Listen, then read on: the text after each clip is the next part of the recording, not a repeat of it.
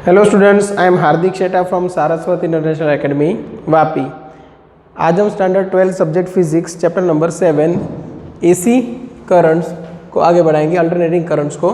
ठीक है, तो आज स्टार्ट करेंगे फेज़र। ठीक है, एक बार आप फेज़र अच्छे से समझ लो, फिर हम नॉर्मल सर्किट्स स्टडी कर सकते हैं, R L C L C R series circuit, ये सब। ठीक है, तो फेज़र में क्या है समझो। फेज़र का मतलब क्या होता है? फेज मतलब एंगल, फेजर मतलब एंगल चेंज करता हुआ वेक्टर, मतलब रोटेटिंग वेक्टर। ठीक है, अभी समझना। सपोज मेरे पास v इक्वल टू इक्वेशन है V M sine omega T, और करंट का इक्वेशन फॉर एग्जांपल हम लेते हैं I equal to I M sine omega T minus, या तो फिर यहाँ पे हम रखते हैं प्लस π/3, मतलब ये 60 डिग्री एंगल जितना आगे है। ठीक है, तो ये वोल्टेज, ये करंट। ठीक है, अभी आप ग्राफ कैसे बनाओगे? तो आप यहाँ पे स्टेटमेंट बोल सकते हो I लीड्स V बाय π/3, मतलब जो आपका करंट है वो वोल्टेज से π/3 जितना आगे है। ओके, चलो तो फिर ग्राफ कैसे बनाएंगे? तो ग्राफ बनाएंगे कुछ इस तरह। सपोज यहाँ पे मैं ले लूँ वोल्टेज एंड करंट, और यहाँ पे हम सिलेक्ट करते हैं ओमेगा टी। ओमेगा टी मतलब angle, theta equal to omega into T, time के साथ चेंज होता हुआ एंगल, क्योंकि यहाँ पे ये ओमेगा जो है एंगुलर फ्रीक्वेंसी वो कांस्टेंट है। ठीक है, चलो तो वोल्टेज का अगर मैं ग्राफ बनाऊँ तो सपोज मुझे कुछ इस तरह मिलता है। ठीक है, उसको आगे एक्सटेंड भी हम कर सकते हैं।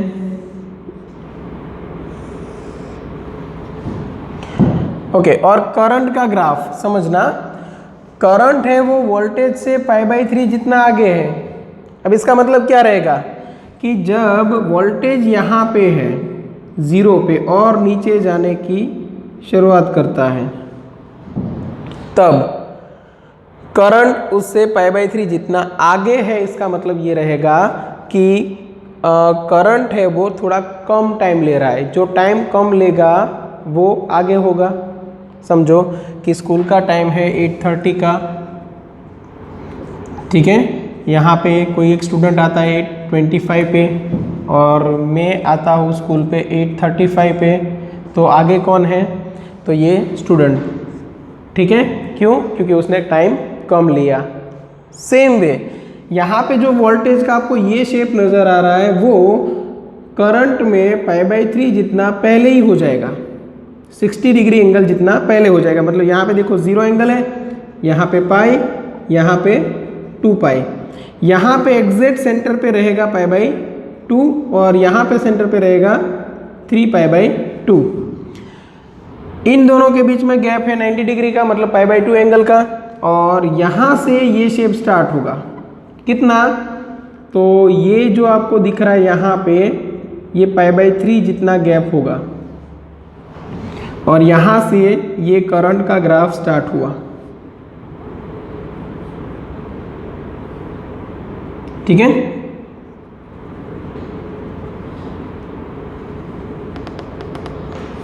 और इसको आप ऐसे भी एक्सटेंड कर सकते हो। तो समझना कि ये जो शेप है वोल्टेज का, वो करंट ने π/3 जितना एंगल पहले ही फिनिश कर लिया। मतलब यहाँ पे 2π एंगल है, तो यहाँ पे एंगल होगा 2π माइनस π/3। क्लियर? ओके, इसलिए हम बोलते हैं I लीड्स V बाय π/3।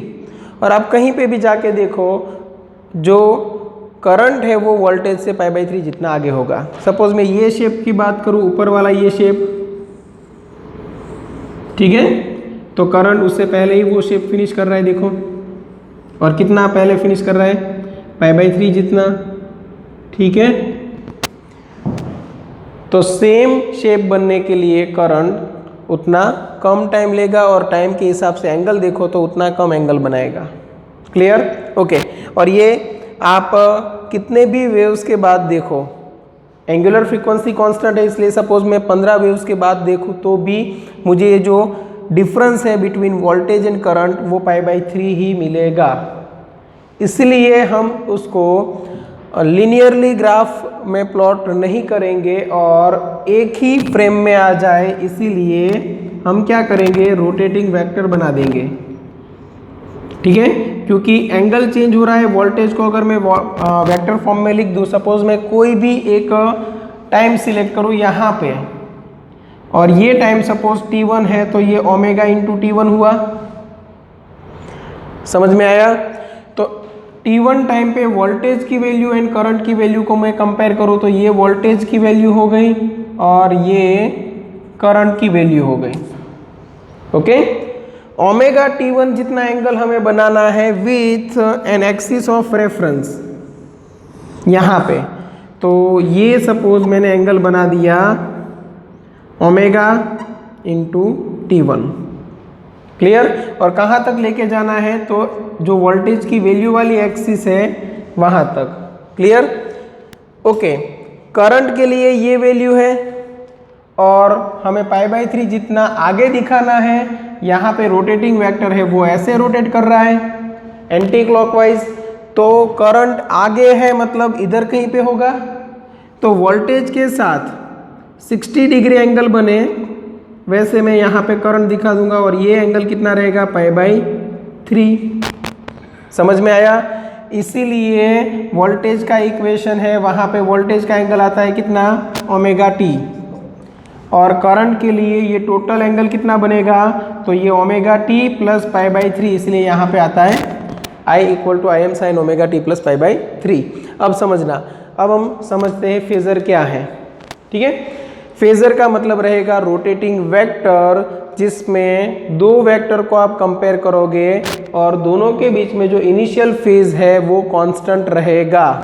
मतलब यहाँ पे एक वोल्टेज का वेक्टर है और एक करंट का वेक्टर है। सपोज ये करंट की डायरेक्शन, ये वोल्टेज की डायरेक्शन। अब जैसे जैसे ये टाइम बढ़ेगा वैसे वैसे एंगल बढ़ेगा, तो एंगल बढ़ेगा तो दोनों के लिए एंगल बढ़ेगा। क्यों? क्योंकि यहाँ पे भी ओमेगा टी है, यहाँ पे भी ओमेगा टी है, बट एंगल का सब्ट्रैक्शन करो तो ये कैंसल आउट हो जाएगा और आपको π/3 मिलेगा। मतलब angle between voltage and current π/2 रहेगा और ये ऐसे रोटेट करेंगे। मतलब देखो, अब जब वोल्टेज यहाँ पे पहुँचेगा तब करंट यहाँ पे होगा, वोल्टेज यहाँ पे आया तब करंट यहाँ पे आया। मतलब क्या रहा कि हर एक टाइम पे, हर एक इंस्टेंट पे आप देखोगे वोल्टेज पीछे रहेगा करंट से, ये ऊपर वाला जो है वो करंट है, वो ऐसे घूमते रहेंगे। समझ में आया? इसीलिए हम बोलते हैं इसको रोटेटिंग वेक्टर। रोटेटिंग वेक्टर मतलब फेज चेंज करता हुआ वेक्टर, इसीलिए नाम दे दिया फेजर। ठीक है, चलो यहाँ तक आपको फेजर समझ में आ गया होगा।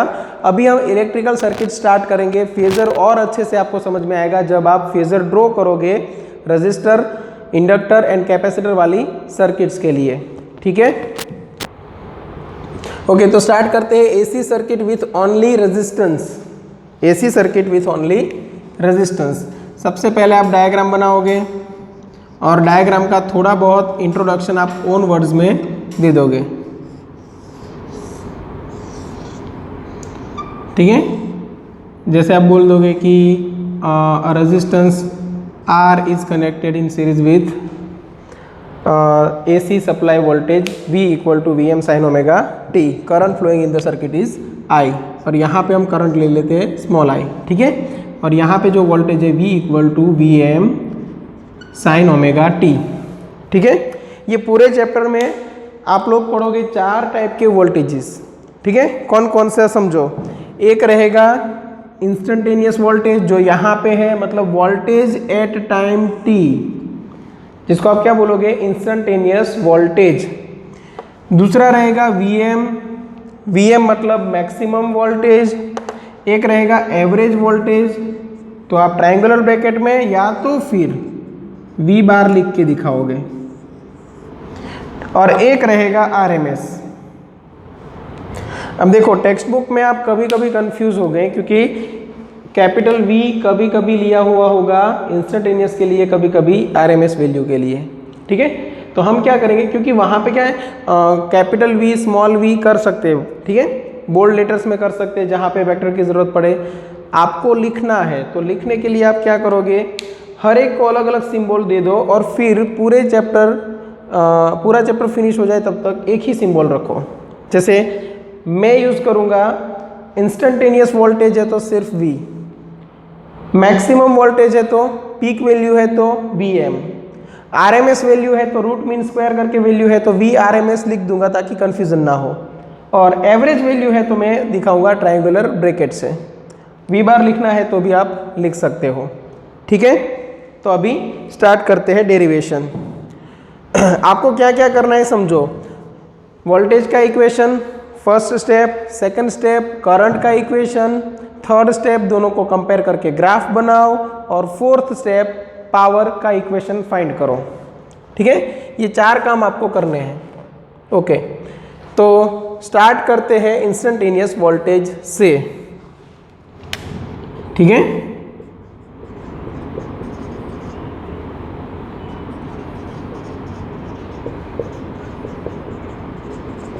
चलो इंस्टेंटेनियस वोल्टेज आपको यहाँ पे सर्किट डायग्राम में ही दिया हुआ है, तो V equal to V M sine omega T, equation 1, okay.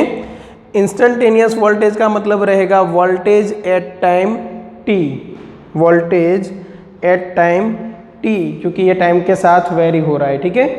अभी इंस्टेंटेनियस करंट फाइंड करना है। चलो तो करंट फाइंड करने के लिए हम क्या करेंगे, बाय अप्लाइंग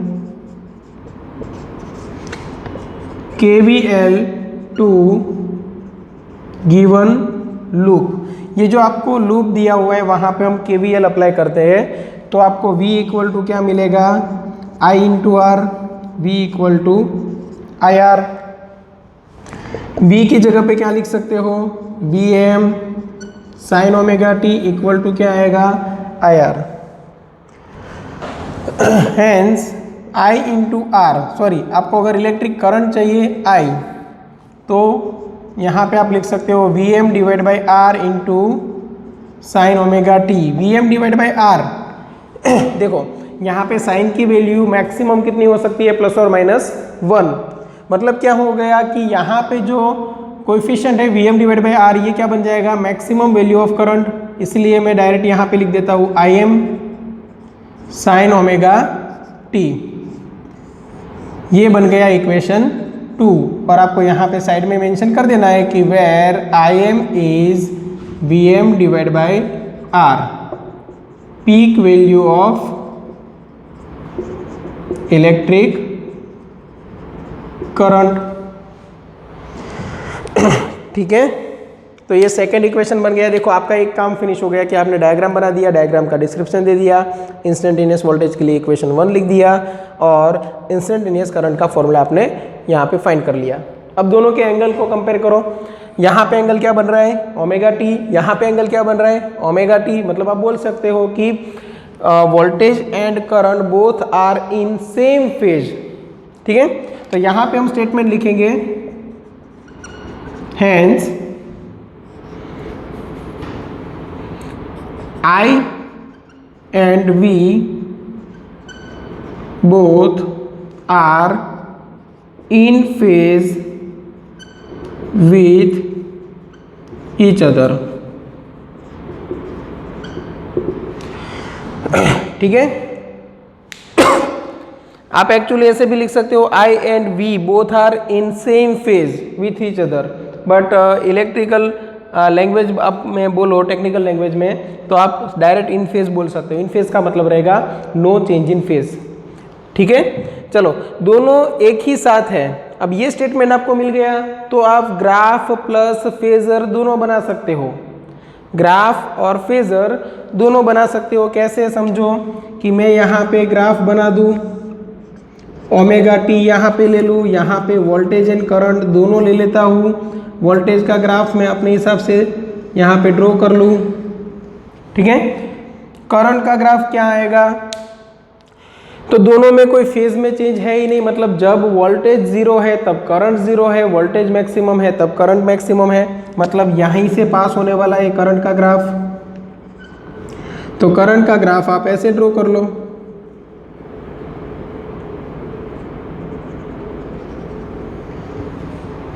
ठीक है।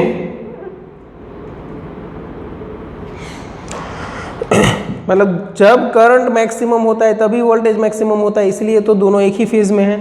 हाँ, मैक्सिमम वैल्यू डिफरेंट हो सकती है। जनरली वोल्टेज की वैल्यू करंट से ज़्यादा होती है, क्योंकि हमारे घर पे जो वोल्टेज आता है वो 220 अराउंड वोल्टेज आता है, और करंट की वैल्यू तब रहेगी 3 to 4 या 5, मैक्सिमम 15-16 एम्पियर तक। ठीक है, डिपेंड करेगा कि आप कौन सी अप्लायंसेस कनेक्ट करते हो। कोई भी एक पर्टिकुलर टाइम सिलेक्ट कर लो। तो ये टाइम पे सपोज एंगल है ओमेगा T1, उसके लिए आप यहाँ पे फेजर को कंपेयर कर दो। तो ये करंट का ग्राफ, ये वोल्टेज की वैल्यूज, ओमेगा T1 आपको एंगल बनाना है वोल्टेज के लिए, तो यहाँ से यहाँ तक जाएगा ये एरो। आप मेज़र तो नहीं करोगे क्योंकि फिक्स वैल्यू तो है नहीं। ओमेगा T1 की वैल्यू अगर 30 डिग्री दी होती तो आप यहाँ पे 30 डिग्री एंगल ड्रॉ करके फिर ये लाइन खींचते। तो ये कौन सा एंगल है? Omega T1। यहाँ पे एंगल ओमेगा T1 है, तो यहाँ पे भी एंगल क्या रहेगा? Omega T1। मतलब उसी एंगल पे करंट के लिए वेक्टर बनाओगे, मतलब ये इतना सा, तो ये करंट का है, ये वोल्टेज का है, दोनों एक ही लाइन में है। मतलब क्या हुआ? ये करंट, ये वोल्टेज दोनों ऐसे साथ साथ घूम रहे हैं। मतलब आफ्टर सम टाइम जब वोल्टेज इधर होगा तब करंट भी उसी एंगल पे होगा। ठीक है, चलो, तो दो काम आपके फिनिश हो गए। एक सर्किट बनाना था, इंस्टेंटेनियस वोल्टेज लिख के इंस्टेंटेनियस करंट का फॉर्मूला बनाना था, और एंगल को कंपेयर करके आपको बोलना था कौन आगे है या कौन पीछे है। यहाँ पे करंट एंड वोल्टेज दोनों साथ साथ चल रहे हैं। तो ओनली रेजिस्टेंस के लिए आपको याद रखना है कि current and voltage both are in phase with each other, दोनों एक ही फेज के साथ आगे बढ़ रहे हैं। और उस हिसाब से आपको यहाँ पे ग्राफ प्लॉट करना है और फेजर बनाना है। ठीक है, अब ये फेजर बन गया, मतलब ये दूसरा काम भी हमारा हो गया। अभी हमें क्या करना है? पावर की वैल्यू निकालनी है। ठीक है, तो इतना स्क्रीनशॉट लेके नोट्स में कॉपी कर लो, फिर आगे बढ़ते हैं। ओके, तो अभी स्टार्ट करते हैं इंस्टेंटेनियस पावर।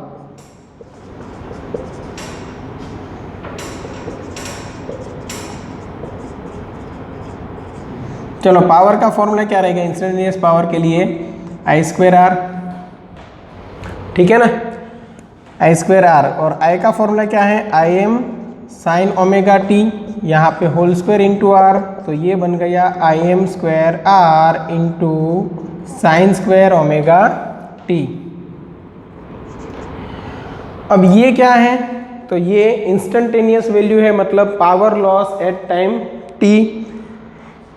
ये वैल्यू भी वेरी होती रहेगी, इसलिए हमें क्या लेना पड़ेगा यहाँ पे? Average value of power. तो अभी लेंगे एवरेज पावर। चलो, एवरेज पावर के लिए यहाँ पे Im² into R as it is रख दो। ठीक है, ऐसा क्यों? क्योंकि यहाँ पे Im² मतलब मैक्सिमम वैल्यू ऑफ करंट जो कांस्टेंट होगी, फिक्स होगी, और कैपिटल R मतलब रेजिस्टेंस, तो रेजिस्टेंस भी यहाँ पे वेरी नहीं होगा। ठीक है, तो इतना कांस्टेंट है, उसकी एवरेज लेने की ज़रूरत नहीं है। एवरेज किसकी लेनी पड़ेगी? जो टाइम के साथ चेंज हो रहा है। कौन सा? Sine square omega t। चलो, तो लास्ट क्लास में मैंने आपको ये प्रूव कराया था, साइन स्क्वायर ओमेगा t की एवरेज क्या रहेगी? 1/2। ठीक है, फॉर अ कंप्लीट साइकिल, एक कंप्लीट साइकिल के लिए साइन स्क्वायर ओमेगा t की एवरेज रहेगी 1/2। तो ये हाफ Im²R आपको पावर की वैल्यू मिली। ठीक है, ये एवरेज पावर है फॉर वन साइकिल। चलो, अभी यहाँ पे मैं 2 को यहाँ पे अंदर ले लूँ तो मैं क्या लिख सकता हूँ? तो power P equal to Im divide by √2 whole square into R। देखो यहाँ पे मैं लिख सकता हूँ, 2 है उसको मैं अंदर लेके जा रहा हूँ, तो यहाँ पे √2 कर दिया ताकि मैं यहाँ पे होल स्क्वायर कर पाऊँ। Im डिवाइड बाई √2 को क्या बोल सकते हैं? IRMS। तो यहाँ पे मैं लिख सकता हूँ IRMS² इंटू R। मतलब जो DC सर्किट में करंट था वो AC सर्किट में करंट की RMS वैल्यू है। DC सर्किट में P इक्वल टू I²R लिख सकते थे डायरेक्ट। ठीक है, तो ये पावर था, एसी सर्किट में आई स्क्वायर आर लिख सकते हैं, बट कब? जब आप इंस्टेंटेनियस पावर फाइंड कर रहे हो तब। अब इंस्टेंटेनियस पावर कंटिन्यूसली चेंजिंग है। डीसी में ये पावर कांस्टेंट था, तो पावर की वैल्यू अगर आपको कांस्टेंट चाहिए तो आपको क्या लेना पड़ेगा? एवरेज पावर, और एवरेज पावर के लिए आपको आई की जगह पे क्या लिखना पड़ेगा? आई RMS स्क्वायर। ठीक है, यहाँ पे आई स्क्वायर लिखते थे, वहाँ पे क्या लिखना पड़ता है? आई RMS स्क्वायर। मतलब हम बोल सकते हैं कि डीसी करंट के इक्विवेलेंट करंट एसी में अगर आपको चाहिए तो क्या निकालना पड़ेगा? RMS value. ठीक है, ओके। एक और फॉर्मूला यहाँ पे बन सकता है। यहाँ पे IM अलग रखो, और देखो यहीं से पावर का एक और फॉर्मूला बन सकता है। आपको MCQ के लिए अगर यूज़ करना है तो IM इंटू R ले लो, और एक IM अलग रखो, तो आप लिख सकते हो VM IM डिवाइड बाई 2। ये सभी फॉर्मूलाज तब यूज़ करने हैं जब सर्किट में ओनली रेजिस्टेंस है। ठीक है, तो पावर के लिए क्या किया हमने? Instantaneous power P equal to I square R ले लिया, आई की जगह पे IM sine omega T whole square into R कर दिया, IM स्क्वायर इंटू आर अलग लेके साइन स्क्वायर ओमेगा टी का हमने यहाँ पे एवरेज वैल्यू निकाला तो 1/2 मिला।